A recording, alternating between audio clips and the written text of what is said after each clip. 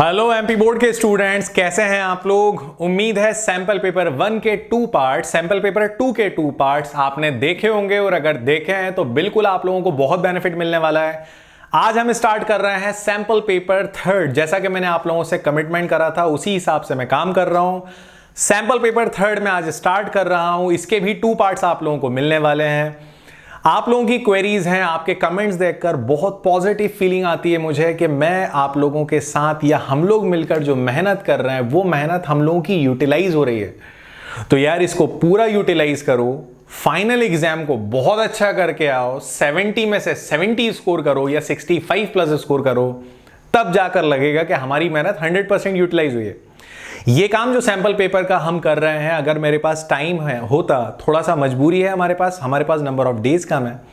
अगर हमारे पास टाइम होता तो हम डेफिनेटली एक पूरा वीडियो कंप्लीट करना चाह रहा हूं मैं, जिसमें सिर्फ ऑर्गेनिक रिएक्शंस और नेम रिएक्शंस, वो भी मोस्ट इंपॉर्टेंट। अगर टाइम मिला तो डेफिनेटली वो वीडियो मैं आपके साथ शेयर करूंगा, डिस्कस करूंगा। लेकिन अगर आप नए हो तो आपने प्रीवियस सैंपल पेपर नहीं देखे हैं तो यार जल्दी जाओ, सैंपल पेपर 1 सैंपल पेपर 2 दोनों के 2 पार्ट्स हैं। ध्यान से एक मिनट प्रॉपर देखो उस वीडियो को, ईच एंड एवरी पॉइंट देखो, आपको बहुत बेनिफिट मिलने वाला है। अब सबसे पहले एक कॉमन कमेंट आप लोगों का आ रहा है कि सर एग्जैक्टली ये सैंपल पेपर करने से हम कितना स्कोर करेंगे। देखो डिपेंड करता है आपकी पहले की पढ़ाई क्या है, आपने साल भर कितना पढ़ा है। अगर मैं बोलूं कि आप सैंपल पेपर करके 70 ले आओगे तो मैं गलत वर्ड्स ये यूज नहीं करूंगा, लेकिन मैं इतनी बड़ी बात बोल रहा हूं कि अगर आप ये सैंपल पेपर कर लोगे तो आपके एग्जाम का रिजल्ट जो आपने सोचा है उससे बहुत अच्छा होगा, इतनी गारंटी मैं दे रहा हूं। और अगर कोई बहुत कम किसी ने पढ़ा है या कुछ भी नहीं पढ़ा है तो वो ये सैंपल पेपर करके कुछ ना कुछ अच्छा रिजल्ट लेकर जरूर आएगा। बुरा रिजल्ट केमिस्ट्री में नहीं आएगा, ये मैं श्योरिटी के साथ बोल रहा हूं। दूसरी बड़ी जरूरी बात यह है कि मैं आपके साथ लाइव आना चाह रहा हूं, तो कैसे और कब लाइव आना है उसकी प्लानिंग कर रहा हूं, ताकि आप लोगों को एक प्रॉपर टाइम दे दिया जाए और आपको बताया जाए कि लाइव आने के साथ हम 5 to 10 मिनट्स या हार्डली 15 मिनट्स एक लाइव सेशन रखना चाह रहे हैं आप लोगों के साथ, ताकि हम लोग कुछ डिस्कशन कर सकें। एट प्रेजेंट आपके जो डाउट्स हैं, क्वेरीज हैं, आप क्लियर कर सको। तो आज सैंपल पेपर स्टार्ट करेंगे, इसके भी 2 पार्ट्स होंगे। ये दोनों पार्ट आप बिल्कुल ध्यान से देखना, प्रॉपर देखना, बहुत अच्छा बेनिफिट मिलने वाला है। सैंपल पेपर 1, 2 एंड 3 आप लोगों को जैसा लिंक डिस्क्रिप्शन में दिया है वैसे ही आपको इस बार भी लिंक डिस्क्रिप्शन में दिया है। आप वहां से सैंपल पेपर डाउनलोड करो। टेलीग्राम ग्रुप का लिंक भी दिया हुआ है, आप टेलीग्राम ग्रुप ज्वाइन करो, क्योंकि आपके पास 12th बोर्ड के बाद भी कोई एग्जाम है जिसका नाम IIT या नीट है। ग्रुप में इस वीडियो के एंड में या मिड में भी आपको मेरा कांटेक्ट नंबर दिखेगा 9893804222। ये मेरा पर्सनल कांटेक्ट नंबर है, आप इस पर मैसेज कर सकते हो, कॉल कर सकते हो, लेकिन परेशान बिल्कुल नहीं होना है। जब भी लगे आप मुझे कॉल कर दो या मैसेज कर दो, जो क्वेरी होगी मैं डेफिनेटली क्लियर करूंगा। तो एक और जरूरी बात, जब आप वीडियो स्टार्ट करते हो, चाहे मेरे प्रीवियस वीडियोस हो सैंपल पेपर के या ये वीडियो, आप एक बार कमेंट बॉक्स में जाकर देख लिया करो। कई बार कुछ चीजें वीडियो में रह जाती हैं, कुछ मैसेज आप लोगों तक पहुंचाना होता है, तो वो मैसेज कमेंट बॉक्स में दिया जाता है। तो चलिए आज स्टार्ट करते हैं सैंपल पेपर 3 एक पॉजिटिव एनर्जी के साथ। और हम लोग कहते हैं कि अगर इन सैंपल पेपर को कर डाला तो एग्जाम जिंगल आला। तो चलिए स्टार्ट करते हैं हम लोग सैंपल पेपर 3। सबसे पहला क्वेश्चन है चूज द करेक्ट आंसर। जैसा कि हम लोगों ने प्रॉपर देखा, ये बोर्ड एग्जाम के पैटर्न पे आपका सैंपल पेपर है। क्वेश्चन नंबर 1, इसका first point, for increasing, question number 1, चलिए मेंशन कर देता हूं। क्वेश्चन नंबर 1, इसका फर्स्ट पॉइंट क्वेश्चन नंबर 1 का, for increasing the electro conductivity ना सॉलिड क्रिस्टल, थोड़ा करेक्ट कर लेना, वो एग्जैक्टली होना चाहिए इलेक्ट्रॉनिक कंडक्टिविटी। इलेक्ट्रो कंडक्टिविटी ना solid crystal, mixing of impurities is called. अगर किसी क्रिस्टल की इलेक्ट्रिकल कंडक्टिविटी आप बढ़ाना चाहते हो तो आपको उसमें इंप्यूरिटीज मिलाना पड़ेंगी, तब जाके बनता है ना पी टाइप और एन टाइप। इंप्यूरिटीज मिलाने के प्रोसेस का नाम क्या होता है? तो इस प्रोसेस का नाम है डोपिंग। तो फर्स्ट का आंसर है C. Question number 2, Hardy Schulze law is related to, काहे से रिलेटेड है? सैंपल पेपर 1 में डिस्कस करा था, ये रिलेटेड है कोएगुलेशन से। तो सेकंड का आंसर है बी। थर्ड, कैलोमेल क्या होता है? तो कैलोमेल होता है एग्जैक्टली Hg2Cl2। देखो ये फॉर्मूला होता है कैलोमेल का, Hg2Cl2, इसे कैलोमेल कहते हैं। और HgCl2 अगर कहीं लिखा हुआ आ जाए तो ये कहलाता है कोरोसिव सब्लिमेट।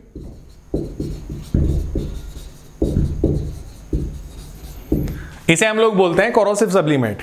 अब इसके बाद आता है question number 4। Seaweed is the source of which halogen? पढ़ चुके हैं, सैंपल पेपर 1 में भी आया था। तो सीवीड होता है आयोडीन का, 4th का सी है। 5th question, Teflon. टेफ्लॉन क्या होता है? तो यार टेफ्लॉन होता है पॉलीटेट्राफ्लोरोइथाइलीन। यहां पे किसी भी ऑप्शन में नहीं है, बट डोंट वरी, टेट्राफ्लोरोइथाइलीन है तो इसका आंसर है ए।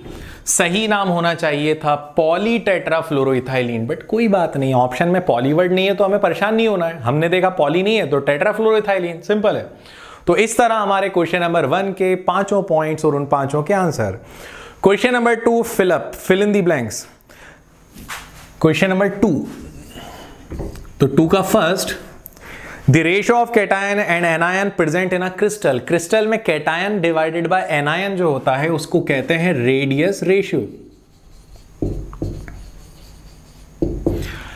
देखो आप लोगों को एक बात मैं बता दूं, कुछ केमिस्ट्री के वो यूनिट्स, वो चैप्टर जिनसे प्योरली ऑब्जेक्टिव आना है, उसके अलावा कुछ नहीं आना, तो उनको आप सबसे पहले कवर कर लेना। उनको कवर करने में कोई ज्यादा टाइम नहीं लगेगा। आप किसी गाइड से कवर कर सकते हो, पिछले आए हुए क्वेश्चन से कवर कर सकते हो, या अगर मेरा मटेरियल आपके पास है तो उसमें तो मैंने सीधे सीधे आपको बुकलेट में objective, fill up, true false, match the column सब दिए हुए हैं, आंसर्स भी दिए हैं और हमने क्लासेस में डिस्कस भी करा है। बट अगर मटेरियल नहीं है तो आप, कोई प्रॉब्लम नहीं है, आप किसी भी सोर्स से कवर करो, लेकिन कर जरूर लेना। इसके बाद आता है question number 2, movement of colloidal particle under the effect of electric field. Electric field में कोलाइडल पार्टिकल जब घूमते हैं तो उस प्रोसेस को बोला जाता है इलेक्ट्रोफोरेसिस, विद्युत कण संचलन, इलेक्ट्रोफोरेसिस। फिर इसके बाद question number 3, alkaline solution of HgCl2 and Ki। इस एल्कलाइन सोल्यूशन को बोला जाता है नेस्लर्स रिएजेंट, जो फाइनली बाद में बनाता है formula K2HgI4, Nessler's reagent. Question number 4, dash inert gas is mostly use in advertisement. आप बताओ कौन सी नोबल गैस है जो एडवर्टाइजमेंट में देखते हो? आप बड़े बड़े एयरटेल के बोर्ड देखते हो, लाइट वाले, या किसी अदर कंपनी के देखते हो, तो वहां पर कौन सी गैस उस ब्रांडिंग के लिए यूज करी जाती है? तो ब्राइट लाइट के लिए यूज करी जाती है neon. Question number 5, nylon 6 is also called. तो नाइलॉन 6 को पैरलॉन भी बोलते हैं। इस तरह क्वेश्चन नंबर 1 और 2 कंप्लीट होते हैं। मैं साइड हो रहा हूं, आप जल्दी से नोट कर लो। ओके, होपफुली आप लोगों ने नोट कर लिया होगा।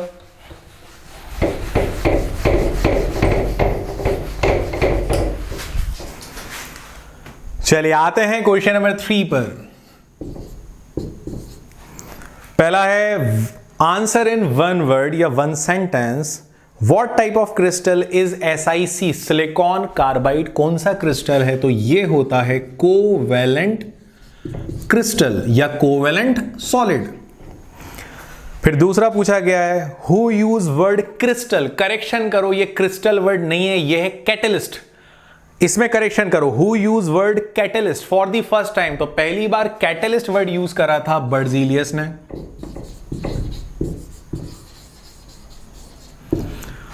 बर्जीलियस ने, देखो बिल्कुल प्रॉपर अच्छे से लिखना। हालांकि कई बुक्स में बर्जीलियस को बर्जीलियस लिखा हुआ है, आप बर्जीलियस लिखो या बर्जीलियस लिखो, कोई प्रॉब्लम नहीं है, नाम बस लिख देना। फिर इसके बाद आता है, which metal is purified bye polling. तो पोलिंग से ध्यान रहे, कॉपर मेटल को प्यूरिफाई करा जाता है। हम पूरा नाम लिखेंगे और ब्रैकेट में उसका सिंबल भी लिख देंगे। हमें कोई चांस नहीं लेना कि एग्जामिनर हमारा नंबर कम कर दे या वो किसी आंसर को इग्नोर कर दे और आगे बढ़ जाए। फिर इसके बाद आता है, which noble gas is use in bulb with nitrogen. तो इसका आंसर है आर्गन। जब हम फाइनल एग्जाम में लिख रहे होंगे तो इनके बीच गैप कर करके लिखेंगे, एक एक लाइन छोड़ छोड़ के लिखेंगे। पहले प्रॉपर डाल देंगे क्वेश्चन नंबर 3, क्वेश्चन नंबर 2 जो भी है, फिर उसके एक एक पॉइंट के आंसर्स बिल्कुल प्रॉपर के एग्जामिनर को दिखते ही सारे आंसर समझ में आ जाए। एक साथ चिपका कर मत लिख देना, जगह की कमी कोई नहीं है, कॉपी मिल रही है, एग्जाम सेंटर से मिल रही है, स्पेस छोड़ छोड़ के लिखो। फिर आता है question number 5, which oxidation state of lanthanum. Lanthanum word गलत है, लैंथेनाइड करो। Which oxidation state of lanthanide is most stable. तो लैंथेनाइड की सबसे ज्यादा जो कॉमन ऑक्सीडेशन स्टेट है +3, तो पूरा लिखेंगे +3 oxidation state is most stable. यार लिख दोगे ना एक आध लाइन, +3 लिख दोगे तो भी चलेगा, लेकिन रिस्क क्यों ले रहे हो, पूरा लिखो ना, +3 ऑक्सीडेशन स्टेट। इसी के साथ क्वेश्चन नंबर 3 कंप्लीट होता है। Now question number 4, match the column. Question number 4, तो क्वेश्चन नंबर 4 में आता है सॉलिड CO2। सॉलिड CO2 क्या होता है, तो सॉलिड CO2 होता है मॉलिक्यूलर सॉलिड। फर्स्ट का आंसर सी है। सेकंड आता है रेयर अर्थ एलिमेंट। तो रेयर अर्थ एलिमेंट का मतलब वो एलिमेंट, वो तत्व जो हमारी पृथ्वी पे, हमारी अर्थ पे कम मिलते हैं, तो ये है F ब्लॉक एलिमेंट्स। और कौन से पॉइंट में दिया है, डी में। सेकंड का डी आता है। Third, example of bidentate. Bidentate का एग्जाम्पल ऑप्शन ई में लिखा हुआ है, oxalate ion, oxalate C2O4। Hinsberg reagent, ये एमपी बोर्ड में बहुत बार पूछा गया, टिक कर लेना अच्छी तरह, बहुत इंपॉर्टेंट है। हिंसबर्ग रिएजेंट एग्जैक्टली होता है बेंजीन सल्फोनाइल क्लोराइड C6H5SO2Cl। फिर लास्ट आता है स्कर्वी। स्कर्वी एक डिजीज है जो विटामिन सी की कमी से होता है, तो विटामिन सी हमारे ऑप्शन ए में लिखा है। तो इस तरह हमारे मैच दी कॉलम भी कंप्लीट होते हैं। आप में से कई लोग वीडियो की टाइम को लेके थोड़ा कंफ्यूज हैं, कभी वीडियो 6 बजे आता है तो कभी 7 बजे। देखो यार क्या है, ये है टेक्निकल पार्ट। मेरा स्टाफ नहीं आ रहा है क्योंकि गवर्नमेंट की तरफ से परमिशन नहीं है अभी स्टाफ को कंटिन्यू करने की, कोचिंग सेंटर्स में, इंस्टीट्यूट में बुलाने की। तो स्टाफ नहीं आ रहा है, वीडियो की एडिटिंग से लेके वीडियो का एक एक काम हम लोगों को करना पड़ रहा है जो लिमिटेड लोग हैं।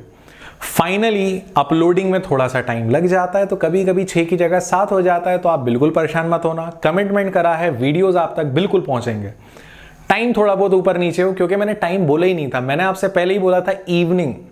तो जब आप रात में 7-8 बजे के आसपास जब अपने दिन भर की पढ़ाई करके फ्री हो जाओगे, उसके बाद आप कॉर्ड्स लो, कॉपी पेन लो, सैंपल पेपर लेके बैठो और 1-2 घंटे का जितना भी वीडियो है प्रॉपर टाइम निकालो।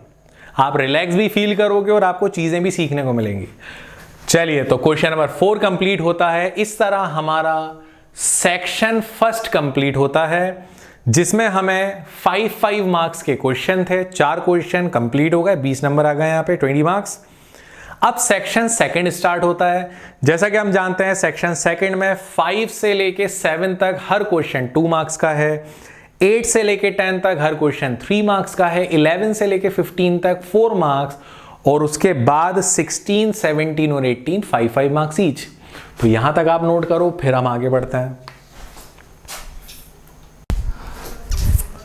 अब स्टार्ट करते हैं सेक्शन 2, बिल्कुल पॉजिटिव एनर्जी के साथ, पॉजिटिव अप्रोच के साथ। सेक्शन 2, सेक्शन 2 में पहले आप लोगों को हमेशा न्यूमेरिकल मिलता है, तो न्यूमेरिकल यहां पर भी है। Calculate the mass of ascorbic acid. आपने नाम सुना है एस्कॉर्बिक एसिड, विटामिन सी को बोलते हैं एस्कॉर्बिक एसिड, जिसका फॉर्मूला होता है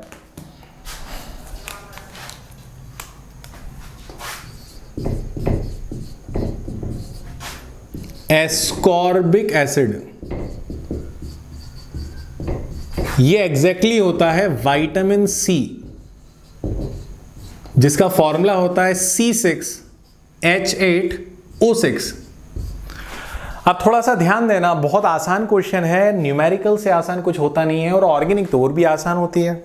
तुम लोग को सर ये तो आप बिल्कुल अलग बोल रहे हो। अलग नहीं बोल रहा हूं यार, बिल्कुल सही बात है। अगर आप साल भर प्रॉपर सही डायरेक्शन में पढ़ाया जाए आपको, ऑर्गेनिक बहुत ईजी लगेगी आपको। हाँ, एक प्रॉब्लम आती है कि जनरली ऑर्गेनिक याद करते हैं और भूलते हैं, तो उसके लिए थोड़ी सी प्रैक्टिस, बस प्रैक्टिस मैटर करती है, काम अपना बन जाता है। क्वेश्चन आ रहा है, calculate the mass of ascorbic acid to be dissolve in 75 gram acetic acid. देखो एस्कॉर्बिक एसिड का मास निकालना है जिसको एसिटिक एसिड में घोला गया है। तो एस्कॉर्बिक एसिड यहां पे मास को मैं W से डिनोट कर रहा हूं और एस्कॉर्बिक एसिड सल्यूट है क्योंकि जो घुलता है वो सल्यूट है, जिसमें घोला जाता है वो सॉल्वेंट। तो एसिटिक एसिड सॉल्वेंट है, कितना है 75 gram. To lower its melting point by 1.5 degree, sorry correction, it's not melting point, it's freezing point.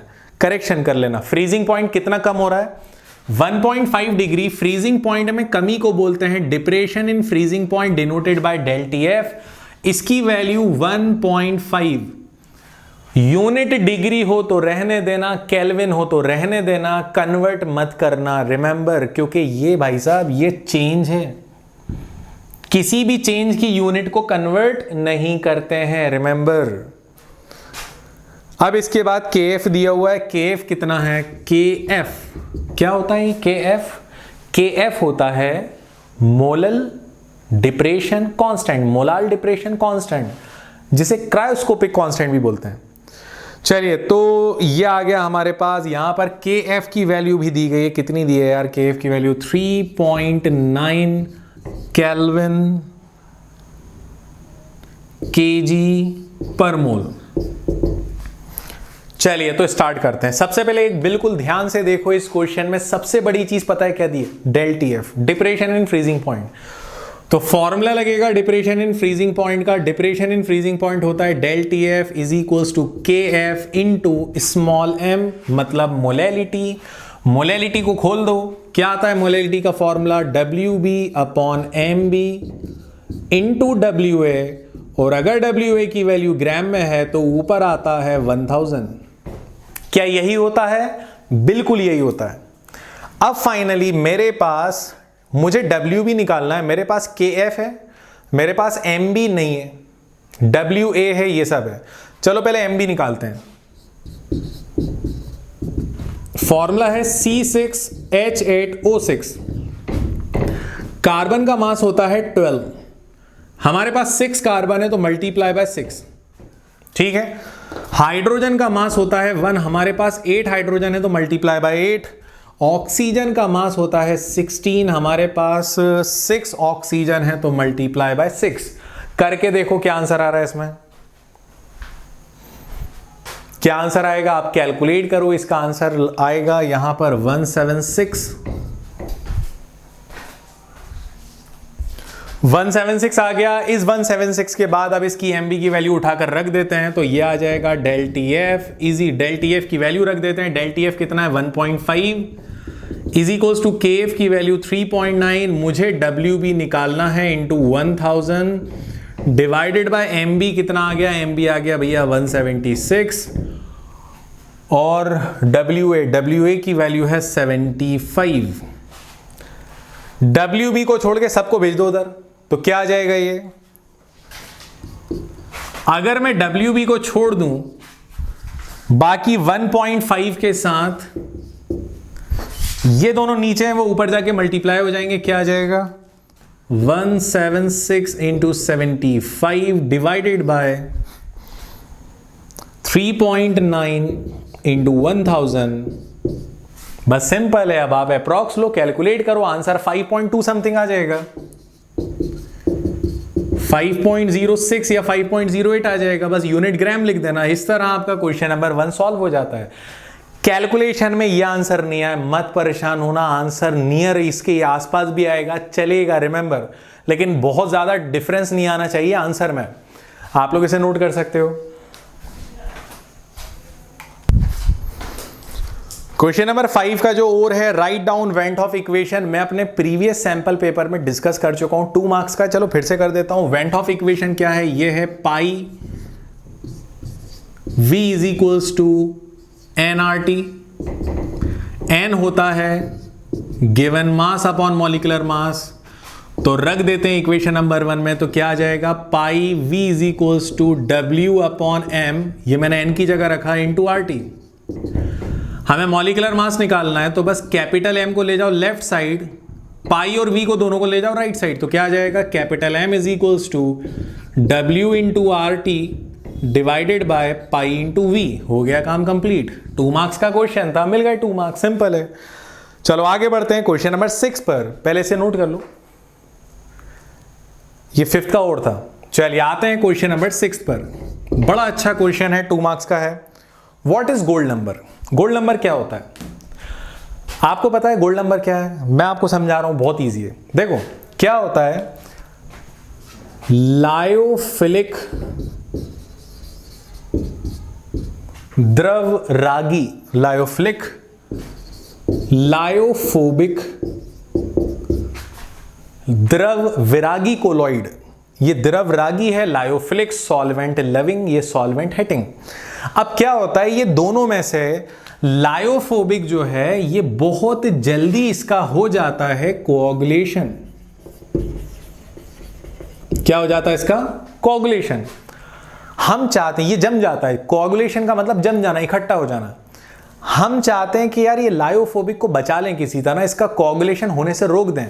तो हम लोग क्या करते हैं, जहां पर भी हमारे पास लायोफोबिक कोलाइड होता है, जिस बर्तन में, जिस कंटेनर में होता है, उसमें थोड़ा सा मिला देते हैं लायोफिलिक। क्या मिला देते हैं? लायोफिलिक, क्योंकि लायोफिलिक इस लायोफोबिक को बचाएगा। काहे से बचाएगा? कोआगुलेशन से। लायोफिलिक को लेते हैं हम लोग मिलीग्राम में। काहे में लेते हैं हम लोग लायोफिलिक को? किस हिसाब से लेते हैं? किलोग्राम, ग्राम, मिलीग्राम? तो हम लेते हैं मिलीग्राम में। जितना मिलीग्राम लायोफिलिक कोलाइड लेते हो, किसे बचाने के लिए? लायोफोबिक को बचाने के लिए। जितना मिलीग्राम तुम लायोफिलिक लोगे वो नंबर कहलाएगा गोल्ड नंबर। अगर मान लो 5 मिलीग्राम मैंने लायोफिलिक कोलाइड लिया तो गोल्ड नंबर हो गया 5। अगर 10 मिलीग्राम मैंने लायोफिलिक लिया तो गोल्ड नंबर हो गया 10। अच्छा, इसका नाम गोल्ड नंबर क्यों है? वो इसलिए है क्योंकि लायोफोबिक कोलाइड के लिए, लायोफोबिक कोलाइड का एग्जाम्पल है गोल्ड सॉल। लायोफोबिक का एग्जाम्पल है गोल्ड सॉल। गोल्ड सॉल एक लायोफोबिक है। तो लायोफोबिक को बचाने के लिए, मतलब गोल्ड सॉल को बचाने के लिए, ये हमारे पास 10 मिलीलीटर है। इसे बचाने के लिए हम लेते हैं लायोफिलिक कोलॉइड, क्योंकि ये बचा रहा है, रक्षा कर रहा है, तो इसको बोलेंगे रक्षात्मक कोलॉइड, मतलब प्रोटेक्टिव कोलॉइड। प्रोटेक्शन ही तो कर रहा है भाई, प्रोटेक्शन कर रहा है। किसकी प्रोटेक्शन कर रहा है? गोल्ड सॉल की। वरना गोल्ड का कलर बदल जाएगा, किसी काम का नहीं बचेगा गोल्ड। तो गोल्ड सॉल का कोआगुलेशन रोकने के लिए हम ले रहे हैं लायोफिलिक कोलॉइड, और ये लायोफिलिक कोलॉइड लिया जाता है मिलीग्राम में। बस ये मिलीग्राम याद रखना। जितना मिलीग्राम लायोफिलिक कोलॉइड लेते हैं गोल्ड सॉल को बचाने के लिए कोआगुलेशन से, वो कहलाता है गोल्ड नंबर। डेफिनेशन बोल रहा हूं, नोट कर लेना। It is the number of milligram of protective colloid. Protective मतलब lyophilic. It is the number of milligrams of protective colloid which is used to prevent the coagulation of 10 ml gold sol is known as gold number। हो गया काम, is known as gold number, simple। I hope note कर लिया होगा आप लोगों ने। अब यहां पर इस बात का ध्यान रखना,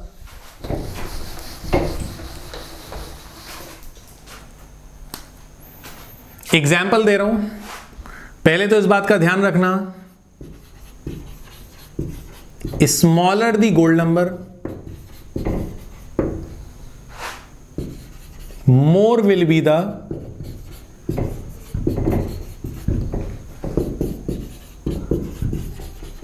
protective action। गोल्ड नंबर जितना कम होगा वो कोलॉइड उतना मजबूत, उतना ज्यादा प्रोटेक्शन करने वाला होगा। फॉर एग्जाम्पल अगर हम देखें जिलेटिन हम लेते हैं 0.005 मिलीग्राम, और वहीं पर हम लोग लेते हैं गैम अरेबिक 0.15 मिलीग्राम। तो आप बताओ दोनों में से ज्यादा प्रोटेक्शन करने वाला कौन है? तो दोनों में से छोटी वैल्यू किसकी है? जिलेटिन की। जितना छोटा गोल्ड नंबर होगा, जितना कम प्रोटेक्टिव कोलाइड लोगे, उसका प्रोटेक्टिव एक्शन उतना ज्यादा होगा। मतलब 10 मिलीलीटर गोल्ड सॉल के लिए अगर मैं जिलेटिन लेता हूं तो इतना कम जिलेटिन काफी है। प्रोटेक्शन कर लेगा। लेकिन गम अरेबिक लेता हूं तो गम अरेबिक मुझे ज्यादा लेना पड़ेगा। तो दोनों में से ज्यादा प्रोटेक्शन करने वाला कौन है, स्ट्रॉन्ग कौन है, जिलेटिन, क्योंकि जरा सा लेने पर काम दिखा देता है अपना। तो याद रखना, smaller the gold number more will be the protective action. ये तुम्हारा ऑब्जेक्टिव बन सकता है, याद रखना। नीट और जेई जैसे पेपर में भी ऑब्जेक्टिव बनता है। तो मैं साइड हो रहा हूं। गोल्ड नंबर की डेफिनेशन क्लियर हो गई, गोल्ड नंबर के बारे में क्या है ये पॉइंट क्लियर हो गया लॉजिकल, कि जितनी छोटी गोल्ड नंबर की वैल्यू होगी उतना स्ट्रांग होगा। जिलेटिन और गम अरेबिक में कौन ज्यादा स्ट्रांग है, जिलेटिन, क्योंकि थोड़ा सा लिया काम कर गया। इसको थोड़ा ज्यादा लेंगे तब काम करेगा। आप लोग नोट कर सकते हो। ओके, तो कैसा लगा यार तुम लोगों को, गोल्ड नंबर समझ में आया? डेफिनेशन प्रॉपर है, समझ लेना। बस एक बात का ध्यान रखना, उसमें 1% NaCl भी मिलाया जाता है 10 ml गोल्ड सॉल्ट में। उसके बाद हम प्रोटेक्टिव कोलॉइड मिलाते हैं मिलीग्राम में। जितना मिलीग्राम लेंगे वो गोल्ड नंबर होगा। अब आते हैं हम लोग क्वेश्चन नंबर 6 का ओर। What is homogeneous and heterogeneous catalyst with example. देखो यार बहुत इजी है। कैटलिस्ट वही आ गया, वो गाड़ी का क्या, गाड़ी का ड्राइवर जो रिएक्शन की स्पीड को बढ़ाता है या कम करता है। लेकिन यहां पूछा है कि पॉजिटिव होमोजीनियस और हेट्रोजीनियस कैटलिस्ट क्या है। तो बहुत सिंपल सी बात है, अगर रिएक्टेंट गैस है, प्रोडक्ट कुछ भी बन रहा है उससे कोई मतलब नहीं, प्रोडक्ट सॉलिड बने, गैस बने, लिक्विड बने, इससे कोई मतलब नहीं।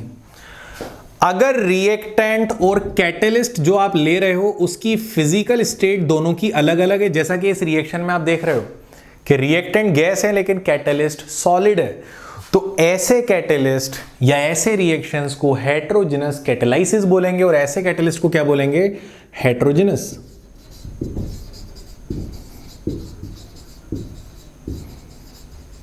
अगर रिएक्टेंट और कैटलिस्ट की फिजिकल स्टेट अलग अलग है तो हेट्रोजिनस। वहीं पर अगर दोनों की फिजिकल स्टेट सेम है, for example SO2 plus O2 gives SO3। मैं फिर बोल रहा हूं प्रोडक्ट से कोई मतलब नहीं है। और यहां पर हम लोग कैटलिस्ट लेते हैं नाइट्रिक ऑक्साइड। नाइट्रिक ऑक्साइड एक गैस है। क्या है नाइट्रिक ऑक्साइड? एक गैस है। रिएक्टेंट भी गैस है, प्रोडक्ट भी, रिएक्टेंट भी गैस है और कैटलिस्ट भी गैस है, दोनों सेम फिजिकल स्टेट में है। तो ऐसा कैटलिस्ट कहलाएगा होमोजेनस कैटलिस्ट। बहुत आसान है।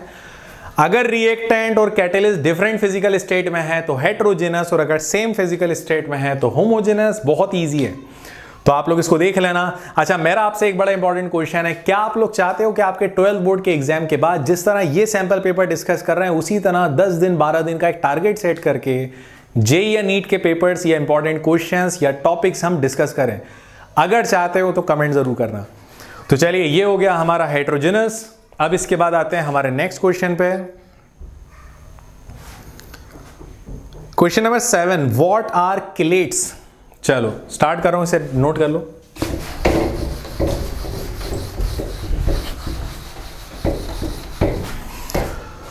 क्वेश्चन नंबर 7 है what are chelates, give one example, write importance of chelate. तो भैया देख लो किलेट क्या होता है। सबसे पहली बात, किलेट या चिलेट्स ये वो लिगेंड होते हैं, पॉलीडेंटेड लिगेंड होते हैं। पॉलीडेंटेड लिगेंड्स होते हैं। पॉलीडेंटेड का मतलब ये बाइडेंटेड या ट्राइडेंटेड होते हैं। पॉलीडेंटेड लिगेंड्स विच फॉर्म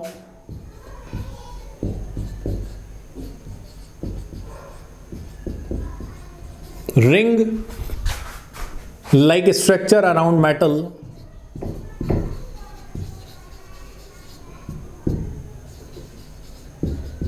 जो मेटल के चारों तरफ रिंग लाइक स्ट्रक्चर बनाते हैं, आर कॉल्ड, इन्हें हम लोग बोलते हैं किलेट लिगेंड्स।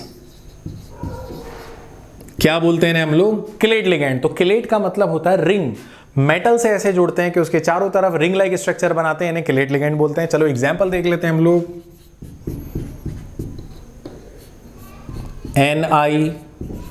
NiEN का whole thrice to the power +2 या फिर CuN का whole twice to the power +2। EN है इथाइलिन डायमाइन, ये बाइडेंटेट लिगेंड है और बाइडेंटेट जब कॉपर से जुड़ेगा तो उसके चारों तरफ एक रिंग जैसा स्ट्रक्चर दिखेगा जिसे क्लेट बोलते हैं। इनकी इंपॉर्टेंस क्या है, इंपॉर्टेंस भी लिख रहा हूं, ये एग्जाम्पल हो गए, चलो इंपॉर्टेंस बता देता हूं। इंपॉर्टेंस ये है,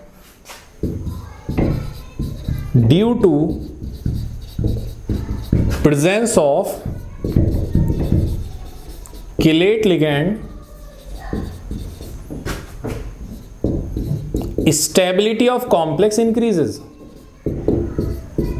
stability of compound, complex compound लिख दो या कंपाउंड इंक्रीजेस। मतलब इन दोनों में अगर पूछेंगे कि दोनों में ज्यादा स्टेबल कौन है, तो ये ज्यादा स्टेबल है क्योंकि इसके पास ज्यादा किलेट लिगेंड है। किलेट वो होते हैं बाय ट्राई टेट्राडेंटेट, मोनोडेंटेट के अलावा बड़े जितने भी हैं वो सब किलेट में आते हैं। तो ज्यादा किलेट ज्यादा स्टेबल, कम किलेट कम स्टेबल, तो याद रखना स्टेबिलिटी बढ़ाते हैं। तो ये किलेट को लेकर एक बड़ा इंपॉर्टेंट स्टेटमेंट है, आप नोट कर सकते हो।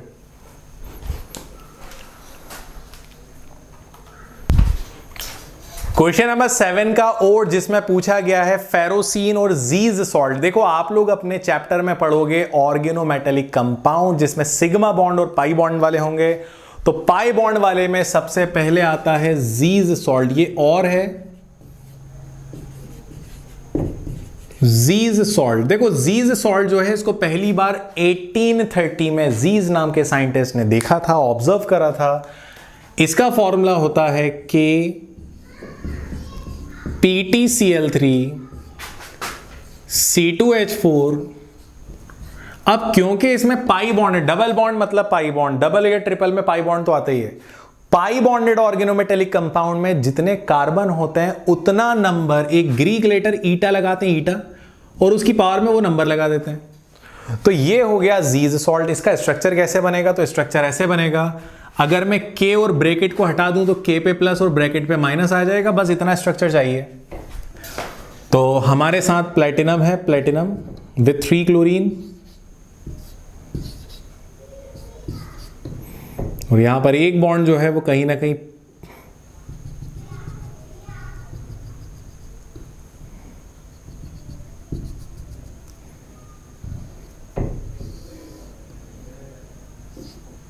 ये C2H4 होता है।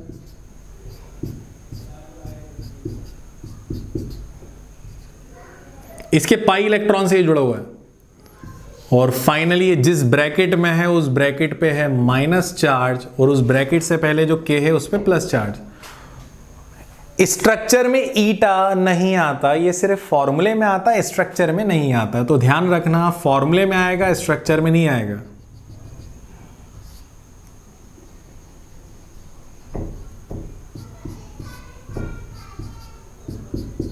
चलिए अब आते हैं हम लोग, इसका नेक्स्ट पूछा गया फेरोसीन।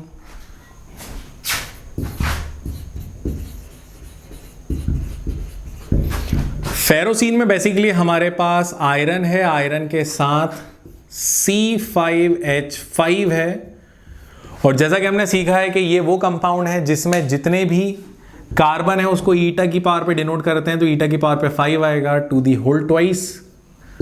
जब हम स्ट्रक्चर बनाएंगे तो C5H5 को कुछ ऐसे बनाते हैं हम लोग।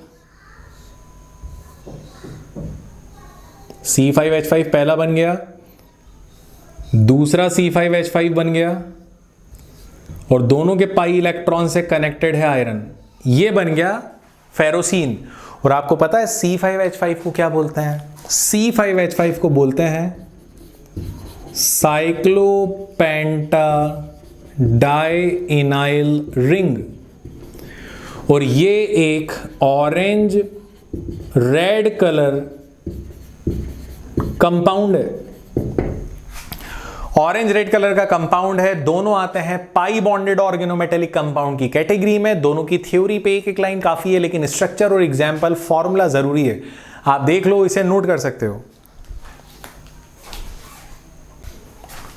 7 क्वेश्चन हो गए, कोई प्रॉब्लम नहीं है। अब 8 number question, ideal non ideal solution. तो ये हमने भाई साहब पहले ही पढ़ चुके हैं, सैंपल पेपर 1 में डिस्कस करा है, तो आप देख सकते हो। फिर इसका और जो है 8th का क्वेश्चन नंबर 8 का और ये मैं बता रहा हूं आपको इसमें क्या पूछा गया है। इसमें सबसे पहले पूछा गया है मोलल एलिवेशन पॉइंट कांस्टेंट। तो मोलल एलिवेशन कांस्टेंट आपको ये पता है क्या होता है, ये होता है केबी। इसे एक और नाम से जानते हैं, ये याद रख लेना, इब्यूलियोस्कोपिक कांस्टेंट। अब यहां पे एग्जामिनर ने क्या करा, तुम्हें थोड़ा सा कंफ्यूज कर दिया, तुमसे उस चीज की डेफिनेशन पूछी है जिसकी कोई फिक्स डेफिनेशन होती नहीं है, क्योंकि ये कांस्टेंट है। कांस्टेंट की कोई फिक्स डेफिनेशन होती नहीं है, लेकिन हम डेफिनेशन बनाना सीखते हैं। जिसकी कोई डेफिनेशन नहीं होती हम तो उसकी भी डेफिनेशन बनाएंगे। कैसे बनाएंगे देखो, सबसे पहले ये बताओ केबी किसी फॉर्मूले में आता है? बिल्कुल आता है। कौन सा फॉर्मूला है? फॉर्मूला है del TB, elevation in boiling point is equals to KB, constant होता है molal elevation, into small M. Small M है मोलैलिटी। मैं डेफिनेशन बनाना सिखा रहा हूं, आप ध्यान देना। मुझे केबी की डेफिनेशन बनानी है तो उसके साथ जितनी चीजें हैं उनको हटा दो। कैसे हटाओगे? If m is equals to 1, अगर m की वैल्यू 1 हो, आपको पता है m क्या होता है? मोलैलिटी। मोलैलिटी 1 कब होगी? व्हेन, देखो m का फॉर्मूला क्या होता है? मोलैलिटी होती है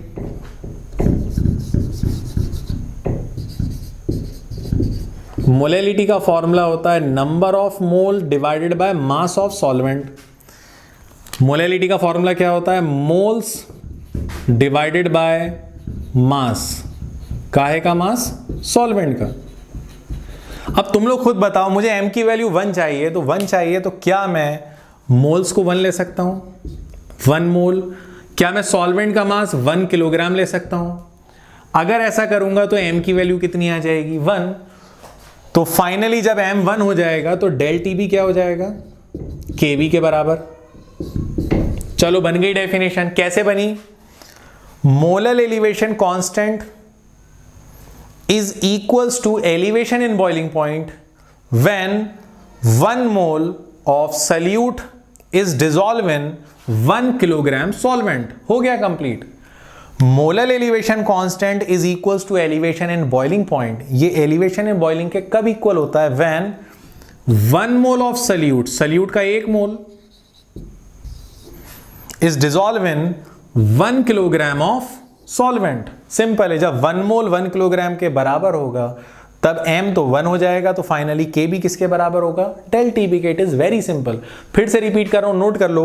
molal elevation constant becomes equals to elevation in boiling point when 1 mole of solute dissolve in 1 kilogram solvent. हो गया काम कंप्लीट। एक डेफिनेशन सीख ली, दूसरी भी निकाल लोगे। कैसे निकालोगे? देखो, ये मोलल एलिवेशन कांस्टेंट है, दूसरी पूछी जाएगी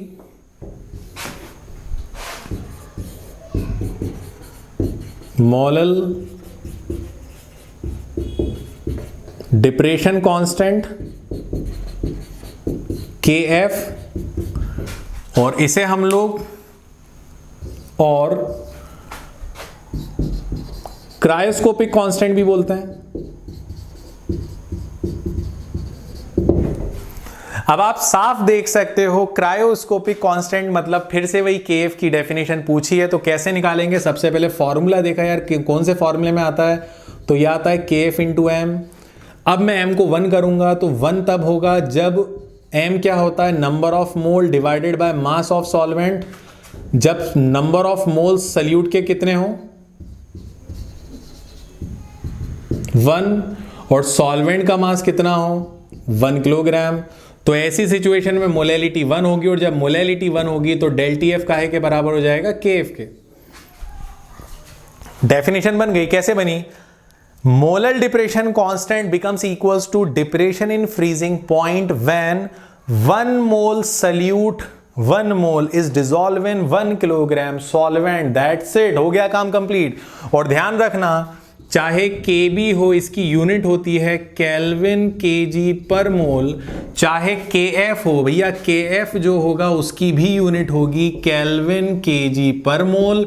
लास्ट में यूनिट लिख देंगे और फाइनली हमारा काम कंप्लीट होगा। इसी के साथ इस थर्ड सैंपल पेपर के फर्स्ट पार्ट को एंड करते हैं। नेक्स्ट पार्ट आपको जल्दी मिलने वाला है, आप लोग बस हमारे साथ बने रहें, नोटिफिकेशन मिल जाएगा या मेरे व्हाट्सएप स्टेटस पे भी आप देख सकते हो। और मेरा पर्सनल नंबर आप लोग चाहो तो नोट कर लो,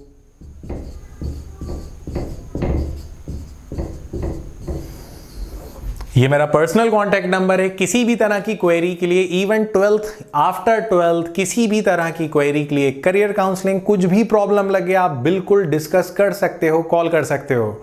तो बच्चों that's all for today, thank you very much. बस ज्यादा से ज्यादा इन वीडियोस को अपने फ्रेंड्स से शेयर करो, दूसरों का भी भला करो, खुद का भी भला करो पढ़कर। All the best. मैं साइड हो रहा हूं, आप स्क्रीनशॉट लो, हम नेक्स्ट वीडियो में कंटिन्यू करते हैं।